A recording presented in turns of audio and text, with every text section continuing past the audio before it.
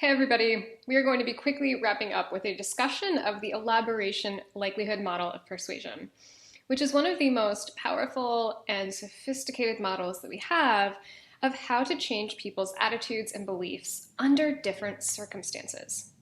So I want you to think about the fact that we are often inundated with different attempts to reshape how we feel or how we think about some kind of object or policy or product, right? So all advertising, of course, falls into this category. But this can take really different forms, right? You have ads like this that basically say nothing about your actual product. You look at this ad, you learn nothing new about Coca-Cola, but maybe it activates some kind of sense of nostalgia or some sense that the product is cool, right?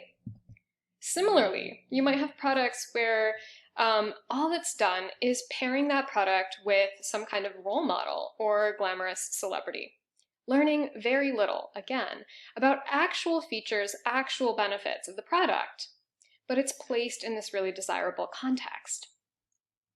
And contrast that with something like this, a style of advertising, a style of persuasion that might be more common in a prior era or with another category of products. Someone who's in the market for a PC who sees this ad is given at least a dozen reasons why they might choose an IBM computer and an incredible degree of granular detail about the actual specifications of this machine. Or let's even consider another context for persuasion. Reading an essay, a magazine article, or an op-ed, where there is a quite explicit attempt to reshape your thinking and your feelings about a policy, like US trade with China. But again, rooted in logical reasoning and a lot of actual information. So let's assume that advertising executives and the people, the policymakers who are writing these op-eds know what they're doing. Why would it sometimes be the case that a typical Coca-Cola advertisement, pretty superficial, pretty imagery-based, would be the best way to affect attitude change? And at other times, or in other domains, the best way to reshape how people think and feel would be something that looks more like a Wall Street Journal op-ed, very rich in lots of logical, well-argued information, right? Well, thankfully, we have a model that helps to explain this seeming discrepancy, and that's the elaboration likelihood model. So we're going to get into the details of this model in just a second. But to start, there are two things that I want you to take away from this model. And the first is the idea that we, as people absorbing information, can be in one of two different states of mind when we are considering new incoming info. And one of these is a less critical, more distracted way of thinking. This would be an instance where I am not trying really hard to make a high quality decision. I might be exposed to an ad really quickly. I might quickly skim a newspaper article, but I am not engaging in a lot of critical thinking. We would call that the peripheral route to persuasion. The other is if I am engaging in a lot of critical thinking. I am carefully considering the quality of each argument I'm encountering. We would call that the central route to persuasion. The second major take-home message of this model is that of all of the different things that could affect how you feel about something, some of them are going to be more effective through the central route, that critical thinking route, and some of them are going to be more effective and have more of an influence on the peripheral route. Let's call those central cues versus peripheral cues. So now let's dive into the model itself. So in every case, the model presumes that you start out with some kind of message you're encountering. This could be the op-ed, it could be your friend trying to persuade you of something, it could be an advertisement. And here's what determines whether or not we fall into that central route or peripheral route to persuasion.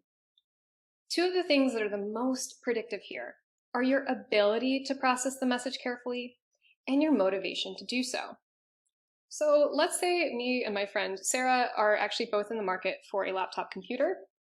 And for me, this computer is incredibly crucial to how I do my job. And this is true, I record videos on it, I record audios on it, I put together projects on it, I use it to run classes, right? This needs to be a really good laptop. And furthermore, I know at least enough about tech. I know enough about, CPU and RAM and so on and so forth to process messages about what makes one laptop different than another. My friend Sarah doesn't use her laptop for all that much. She watches some YouTube videos, she maybe video chats with her grandma every so often, and she's also not very tech savvy, so she doesn't have the ability to process careful, detailed messages about laptop quality. So I, as the person who has maybe a little higher ability and much higher motivation to attend carefully to these messages, I'm going to fall into that central route. And that means I deeply process the reviews that I'm reading on CNET about different kinds of computers. And I am going to be persuaded by the quality of the arguments that are made. This also has one other feature, which is if I read 10 different reviews and one of them says that a particular computer is by far the best, that's going to stick with me. I'm probably going to remember that, and it could guide my purchasing behavior a month or even a year later. Let's turn to Sarah. She doesn't know quite as much about computers, and she really doesn't care about getting the best, absolute best laptop.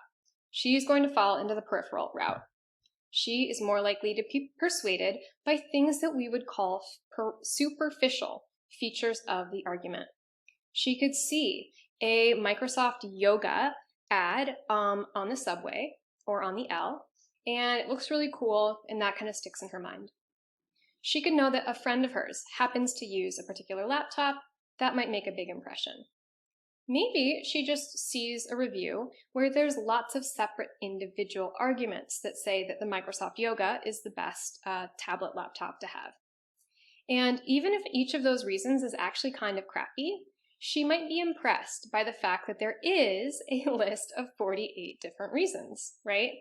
These are all things that are whatever is separate from the actual logical quality of the arguments being made. Celebrity endorsement, pretty imagery, cool song, etc. Here's the downside to that for Sarah and for the people advertising to Sarah. If she is briefly impressed by a Microsoft Yoga ad, that change in her feelings is likely to be pretty temporary. It could easily be supplanted by seeing a MacBook ad a week later, or maybe she just forgets the reasons that she had for thinking that that was a good choice of laptop, right? So, central route. When you're motivated, when you're highly able, you focus on the quality of the actual arguments in the message, and it can lead to lasting change. The peripheral route is more likely to happen if you don't care that much, it's not very personally relevant, maybe you're distracted, you're tired, you don't have a lot of time. This means you can be impressed by the bells and the whistles, but that more superficial argument leads to superficial and temporary change in your attitudes. All right, that's all for now, folks, and I will see you in class.